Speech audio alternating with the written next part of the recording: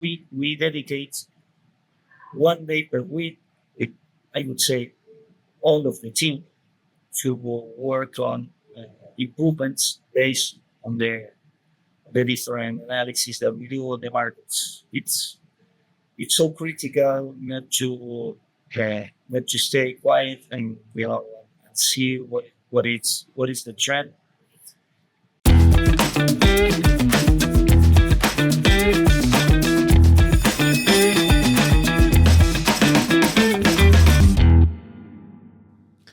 Hello and welcome everyone to this latest episode of the Auto Tech Show. Of course, our podcast that dives into the cutting edge world of automotive technology.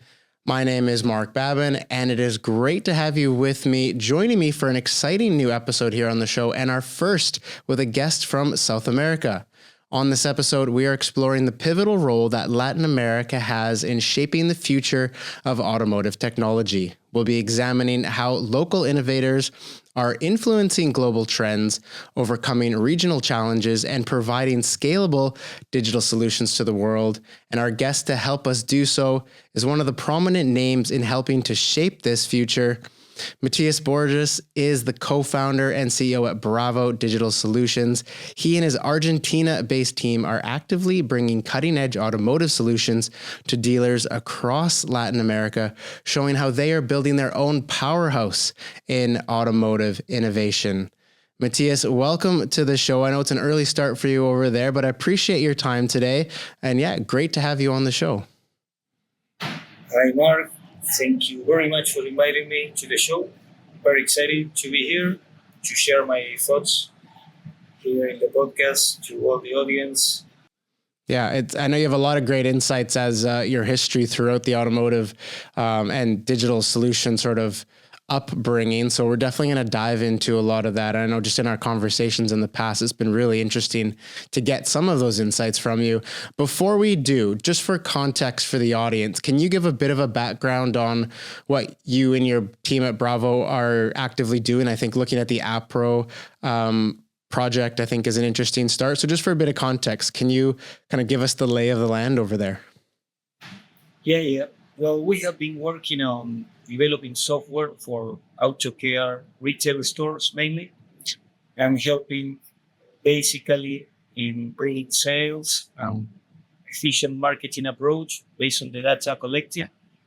Uh, our geographical approach has been Latin America, so we are now developing additional tools related to the same category.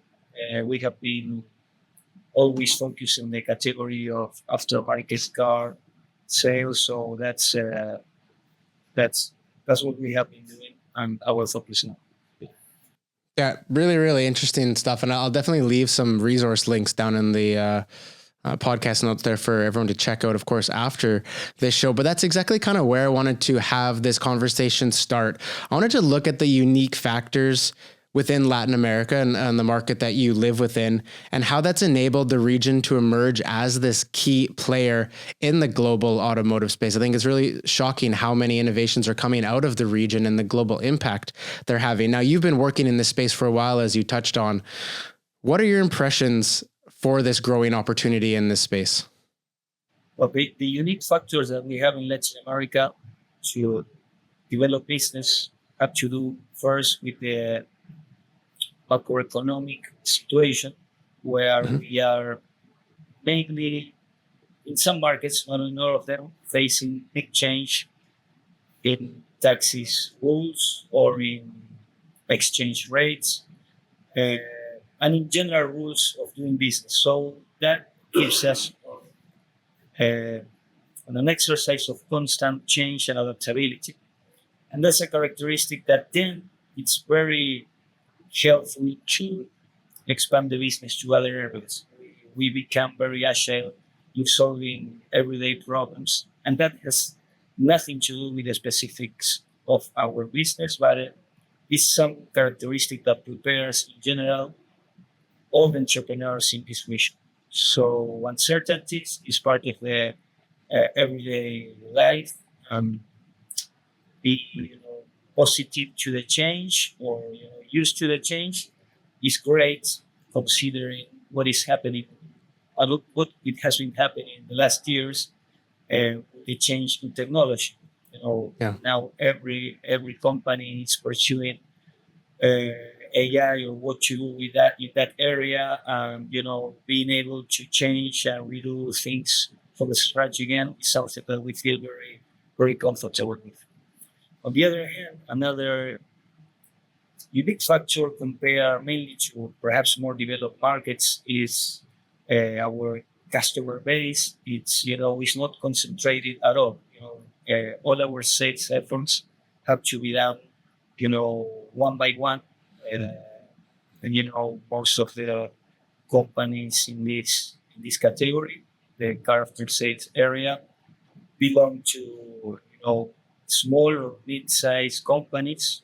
So that challenge us not only in the sales area but also in the product development, where we have to check a lot of needs from different requirements from the customers, not only from their size characteristic but also from some specific needs from each market. Not only legal needs, but also, you know, some uh, different ways of doing business that we have to adapt. So that those challenges of not having concentration on our customer base, and the challenges of the local rules to do business. Would you say that? I mean, I think a lot of different markets have different advantages and disadvantages. It seems like for companies breaking into innovation and companies trying new things and developing new products and new solutions, a lot of the world is quite forgiving in the way that someone can develop something and sort of skate by with a minimum or get a couple customers. Would you say, based on what you're saying, the economic challenges and the diversity challenges in the Latin American region, that it kind of filters out a lot of those lower level, and you really have to have a great solution to succeed and to be scalable on the global stage? Do you find that? Well, to be able to scale, you have to be very close to the market to understand very different voices, and that again comes out from different size of companies and different countries, and be able to wrap that out very, very fast and be able to deliver a solution that can fit to most of them. That's the way where you can accelerate. So be able to get info from the market, from your customers, what you believe that will be useful for them, even if they don't know it, is one Mm-hmm. of our main exercises that we do at week basis. We dedicate 1 day per week, it, I would say, all of the team to work on improvements based on the different analysis that we do on the markets. It's so critical not to stay quiet and see what is the trend. And I think that we have an extra work here with the different situations that we have to find in the market to be able to understand common needs and deliver them fast to the market. So that's what I can say from this work. I like that because it organically fosters that sense of innovation and removes that fear of failure if you're just constantly have that as part of a weekly cadence. I think it's really nice, and it's great to see an organization doing that. And we always encourage everyone to think in that way, but I love that you're kind of doing that. Now, obviously there's a lot we could talk about with Bravo and your customers when it comes to this sort of aspect, but looking a little bit more high level, are there specific examples that maybe on the top of your head or ones that you know about, and how local communities or local companies in the community are leading innovation and addressing a lot of these challenges in the automotive sector? Do you have any unique examples of those successes? Yeah. Well, one of the main challenges in this region is to be efficient at a low cost. Prices here Mm-hmm. of any solution in general are, I would say, half or a third part of what it's paid in other areas. So And at the same time, we want to deliver the same quality, the same user experience. And that pushes us to be creative on how to deliver quality products, considering strongly how much it costs to produce them or develop them. So I'm gonna talk about, for example, the agreements that we had just done with Anyline, in which we thought we need to have a state of the art scanning solution, or we will not be working on developing something similar at all. So that's nowadays they are called like wrap solutions that in some ways have been consider alternative solutions to say it in some way, and I consider them a great solution to go fast to the market, give a good product to the customer, a world-class product to the customer, and and then continue developing from there. And other cases are, for example, uh, talking about e-commerce, where we understand very well and are involved in our customers in some way with that. Uh, and in Argentina was created a company called Mercado Libre, that is one of the biggest marketplaces in the world, and it's a leader in Latin America. And that company, as many other unicorns that came from these regions, help other entrepreneurs to get into their ecosystem and create apps that support their their platform. When I give an example of the automotive business, and where, for example, where in this marketplace the auto parts or tires are sold, they were the first in the world to create a base of installation services connected to the marketplace. So many entrepreneurs created solutions to have different types of inventories uh, online attached to the offering and different type of deliveries. And that's an example of how one leading company push other entrepreneurs, and they have to move fast considering the complexities of quite poor, a logistic structure in each market. And they were able to solve all that with all those challenges and have a world-class solution. So that's another example in which we have been involved too in some way. So it's a good example to share. It's really nice. I think it's like, it seems like a really unique combination of variables in the region that foster that like adaptability across the world. Do you find that the more technology develops in the world, the more a lot of these types of solutions are then more broadly accepted because of how they're kind of coming together in that region? Yeah, for sure. Yeah, I think that one of the main sources of creativity, and also being really eager to develop things that are interesting at a world basis is that, first of all, local entrepreneurs and I would say workforce are very used to working in changing environments. So they feel Mhm. comfortable in pursuing challenges. And, well, there are a lot of cases of successful companies that have been through this path. Mhm. And in that way, sometimes even the situation of not being able to get access to some assets, to develop uh, a world-class solution, or not getting, external investments or access to credit is very low. Then you have to find a way in a fast or cheap way or through trials to come out with a solution that can compete at global basis. So all those challenges, of course, have been a good source of inspiration to be able to develop good solutions. Um, on the other hand,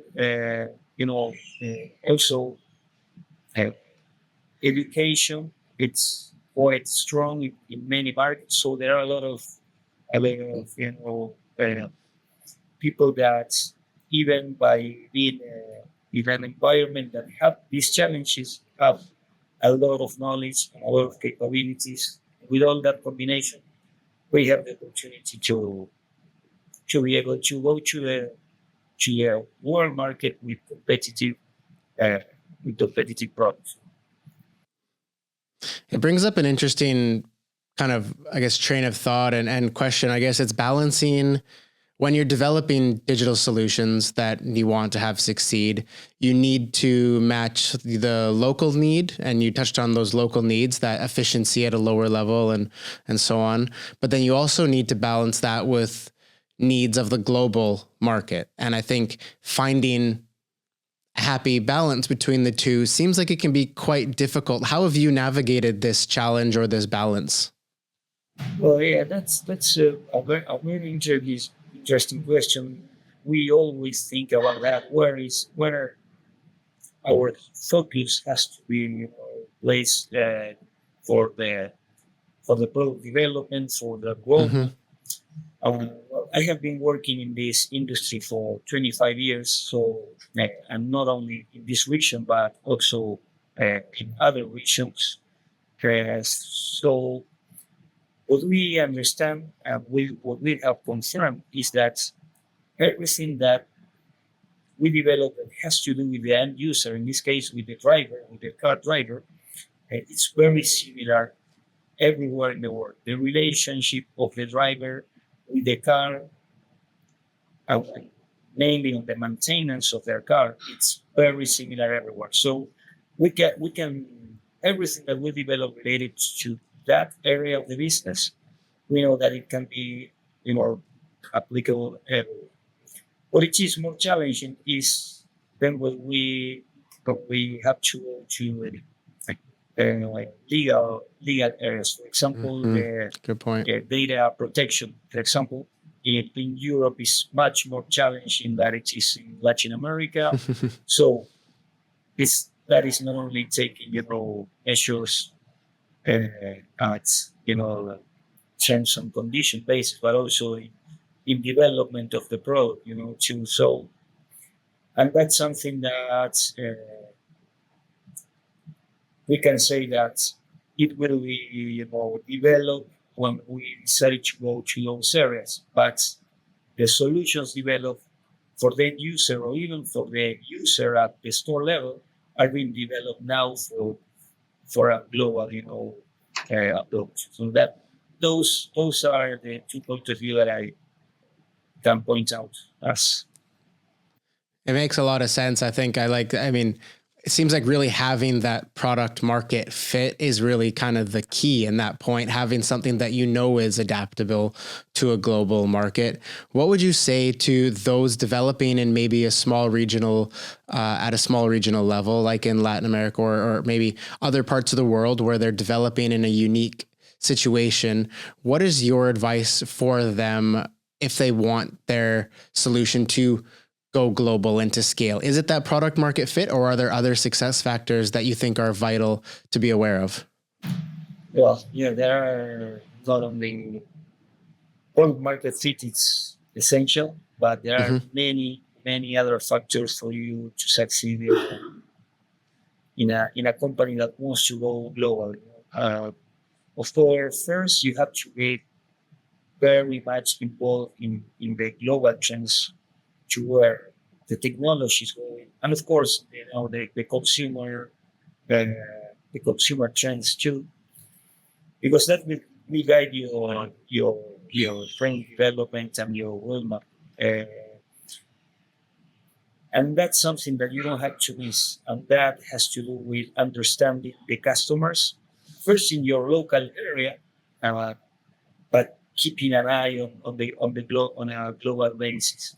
So those things are essential. But to be able to do that the right way, then you need to build a structure that will be able to produce something that has to be outstanding, because to be able to go global coming from here, you have to develop something that it's even better than it is locally at other markets. Because when you arrive to another market, you're already in a disadvantage by not being from there. Yeah. Even by talking on SaaS companies that everybody says that it's all digital. Then you depend on a lot of non-digital things. You depend on local structures. You depend on local teammates, on local partners, and you have to understand the specifics. So it's a mix of working perhaps from your hub on having a great thought, understanding global trends, but then your team, when you start to become regional or global, has to be aligned and has a lot to do with non-digital things. So your capabilities on team building and having the right people on board on this, it's, I could say, critical. What you want to go out of your comfort zone of your so market fit is great, but all the resources and mainly the people that is with you locally or abroad, it's essential to be successful. Looping in the automotive industry and kind of bringing the conversation sort of back to that point, are there unique challenges? You touched on compliance and maybe data protection as something that's a challenge in a global sense when you go to different markets. Are there other local challenges or perhaps local aspects that you've taken for granted in building out your solutions over your career that have been maybe surprising challenges that you were surprised you've had to overcome as you sort of scaled solutions? Yeah, when we talk about a region like Latin America, Mhm. we could talk about some areas of Asia. Or, the solution that you can provide as an overall can be the same or very similar. But then, Mhm. there are some parts that make a big difference, and those have to do with, for example, ways of payments from the customers, or uh, legal terms in relation on how you deliver a car. For example, that in some Mhm. markets you have to be responsible of some of the specific works that you do on how you deliver it. On some markets you don't have to consider that. So the adaptability of the systems to things that at first are considered minor things then become a big challenge because they take out a lot of resources of your production team. uh, and you need that to start with a basic solution locally, and you cannot use all your resources to establish your outstanding approach. So you have to deal with those two point of view of first being uh, very well adapted to local needs and maybe big legal situations, Mhm. and then in parallel be able to have the outstanding product that you are pursuing. Really, that combination is what sort of drives then that success. I think no matter what the challenge is, if you have those aspects really dialed in and you're confident in them, then there really is no challenge that you should be afraid of. It's more just looking forward to the opportunities in that case. Very Yeah, nice. and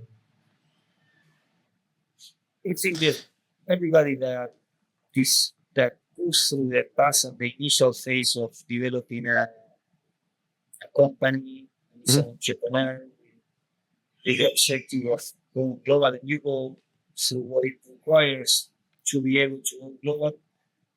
All these challenges are, I would say, motivations. You start to see the opportunities, and you start to understand that your solutions are really giving some benefit. Yeah. some good impact on your customers, uh, and that motivates you to go for more. It's critical that you can see that you are giving some impact where you're working on your customers. It's not just let's get more customers. It's just how is the feedback of the customers? Are they saying that you are giving them a solution to improve their business, a solution to make the life uh, better at the for example in our case at the store level to the members of that company. When you start Mhm. to hear that it's the real outcome of what you have been looking for, then there is the greatest motivation to continue, because in these companies the problems are at daily basis. When I talk about problems, is everything that you can imagine. Uh, Talking about macroeconomics, talking about whatever internal thing can happen, talking about even competition. You have a lot of things that are uh, challenging, that could not be positive, but then you Mhm. start to think that the outcome it's uh, it's what you have been looking for, and it's positive. Then there is what you need to the real thing that you need to push and continue working on the expansion. So that is critical for everybody that wants to do this kind of company to understand. It's a really nice point. I think it's something that hopefully a lot of those listening really take to heart and really think about, because I think that is a really, really important factor, as you mentioned there. As a last point, I would love to take a moment and just look ahead to the future. And you just touched on a couple aspects there that are maybe repeatable here, but looking ahead to the future, where do you see the greatest opportunity for growth and for innovation in this automotive tech space within Latin America? Well, that's very interesting. Then now we are living in a moment that, what I mentioned before, it's very much focused on what to do with the AI, what Mm-hmm. with the solutions that seem to be a great tool to help anybody at work, even at life, like any area of your life. But talking about the work area, in our case, the aftermarket car business, there is a big challenge on the area of the people that is working at store level in any part of the store.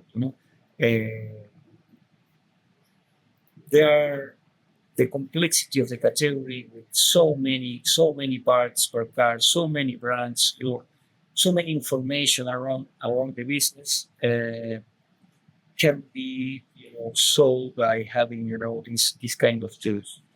Mm-hmm. Also, in some cases, the the complexity of having a good customer experience at the store level in some at some moments of the day or of the month where you have a lot of traffic at the store, and there are solutions that can solve a lot of the interfaces between the employees and the systems. Um, Mm-hmm. there there where it's coming, what it's being called, AI operators, or a support that it's really as if you are having another working teammate behind you doing some job. Yep. So in our roadmap of development for this year, we are already working in tools that will help the teammates at the store level to, for example, give some instructions to the system to prepare a quotation just by giving some few instructions, like saying, please prepare a quote for these tire sizes just painted by cash or credit card. And with just those instructions, you can get a quotation that could take some minutes to prepare for someone. Mhm. And this can also be driven to be done by the end user too. So the to digitize the store level, that it's perhaps the last kind of um, digital approach in this category, because e-commerce, it has been already been done some years ago, but at the store Yeah, for a level there while. is still a big challenge. That's where we're working now. And the tools that AI is giving us, we have already confirmed that will be helping everybody at the store level together. Not only attending the customers, but also, for example, to the marketing. When you have a good database of your customers and you want to give good service of recommendations, of alerts, or a good direct marketing, you can use these tools to create content for you, or to have a marketing automation that it's much smarter than now to give what the customer needs at the right moment. So that's what we have been doing up to now. But now we find that these new tools are giving us the opportunity to do it even much more efficient.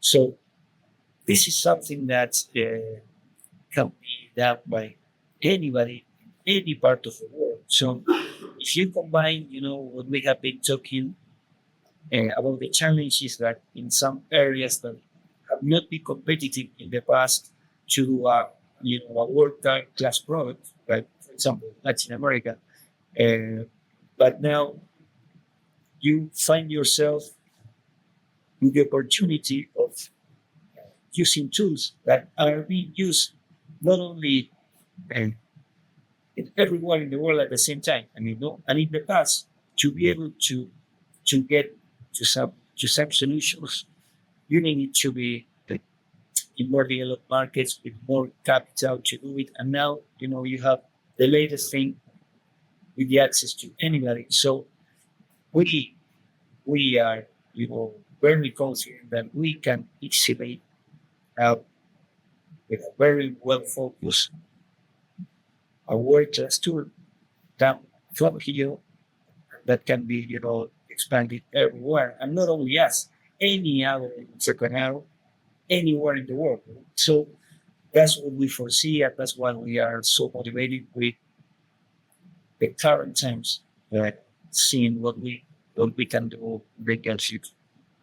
Yeah, I think it's really great to see this aspect of automotive really having this wave of innovation hit it. And I think what you guys are doing and what you kind of just described, that opportunity is certainly one of the most primary waves we're going to see hit that shop level. I think, as you touched on, the e-commerce side has seen a huge shift over the past 5-10 years, as well as in other industries, and automotive certainly has born from that learning. But I think you're right. You're very much right. In the automotive shop side, having this this innovation kind of wipe over what's been done for so many years in the past, I think is definitely the current opportunity. And it is really great to see the work that you guys are doing, down and with the Latin American market, kind of be at that forefront. I think that's something that a lot of people will maybe be surprised and a bit, weren't expecting to see that. But it is really nice to see that innovation coming forward, as we touched on, because of those unique challenges and variables that you have to sort of overcome just for the local market, and then expand that globally. So clearly the passion for what you guys do is there, and it's great to see what you guys are working on. And it is really nice to get these insights from you, as well as from all of your experience and the work that you're doing today. I think plenty for the audience to take away and learn from, and hopefully drive that future innovation for them as well, no matter where they are, no matter how small of a market or local area they're in, to have that opportunity on a global scale. So listen, Matias, thank you so very much for these insights. It really is a lot to digest, a lot to think about, but I certainly enjoyed the talk and enjoyed learning from this call as well. So I appreciate the insights. Any final thoughts, anything that sort of come to your mind before we wrap up today? Well, just as a final comment, Mhm. a little bit related to my last comment again, that's where we are really excited and passionate about the current times. We feel that we are having the opportunity of uh, doing amazing things based on the technologies that are in place and are accessible nowadays. Mhm. So we are working strongly on that to get there, to continue our growth, our expansion, and of course, it's a message to everybody that wants to create their new tool, their new solution. Uh, the opportunities are easier than ever now to do it now, to create things based uh, on a good on a good opportunity in the market, on a good idea. The tools are there, so Mhm. it's a great moment to do so. So, yeah, so I also want to thank you very much for the opportunity. I had a great time talking with you and sharing thoughts. So, uh, thank you again. Yeah, you're very, very welcome. And I couldn't agree more with that final comment. It is absolutely the right time to take advantage of all the solutions and tools and resources on the market and really build that next great innovation. So I think that's a final point. Then it's fantastic to hear that from you as well, that you feel that way. So yeah, listen again, Matias, thank you so very much for today. And certainly lots more to come down the pipe for us, of course. But again, I appreciate the time and wish you and your team the best. The best year. It's going to be an exciting one. So thanks again, Matias. Thank you, Mark. Let's keep in touch with that. And for everyone watching and listening to this episode of the Auto Tech Show, thank you very much for joining me today. It's great to have you on the show. Plenty to digest and take away there, as I mentioned, but certainly now's the time and lots of resources that I'll make available to you as well in the upcoming show notes down below. So if you have any questions about what you heard on this episode with Matias, just head down to the comment section, drop us a note, leave us a note there. We'll get in touch, answer those questions and address those comments. We love to have that feedback from you, of course. And if anything else comes up, just drop us a line and we'll be happy to have that conversation with you. So with that, we'll bring this episode of the Auto Tech Show to a close. Wishing you all a fantastic day in the world, wherever you may be. We'll see you on the next episode of the Auto Tech Show very soon. Bye for now.